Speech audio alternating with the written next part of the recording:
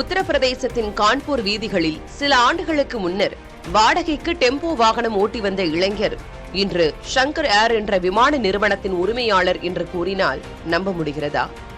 தடைகளை உழைப்பை கொண்டு உடைத்து உயர்ந்தவரின் உண்மை கதைதான் இது. நடுத்தர குடும்பத்தில் பிறந்த ஸ்ரவன்குமாருக்கு பள்ளி படிப்பில் அவ்வளவு ஆர்வம் ஏற்படவில்லை.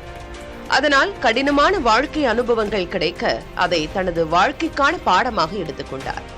சிமெண்ட் வியாபாரத்தில் ஈடுபட்டது மாற்றத்திற்கான முதல் திருப்புமுனையாக அமைந்தது என்கிறார் ஸ்ரவன்குமார்.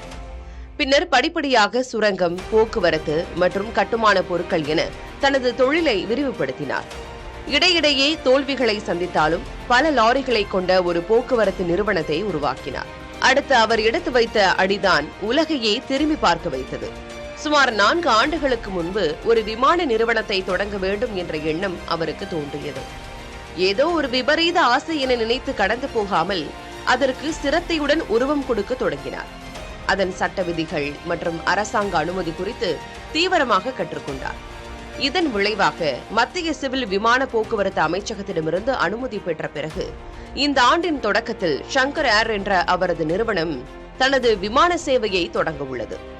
3 ஏர்பஸ் விமானங்களோடு லக்னோவை மையமாக கொண்டு டெல்லி, மும்பை போன்ற நகரங்களுக்கு விமான சேவையை தொடங்கியுள்ளார் ஸ்ரவன்குமார். விமானம் என்பது ஒரு பேருந்து அல்லது டெம்போவை போன்றதுதான். அது ஒரு சிலருக்கானதாக மட்டும் இருக்கக்கூடாது என்று கூறும் ஸ்ரவன்குமார், சாதாரண மக்களும் எளிதாக பயணம் செய்யும் வகையில் விமான போக்குவரத்தை மாற்றுவதே தனது இலக்கு என்கிறார்.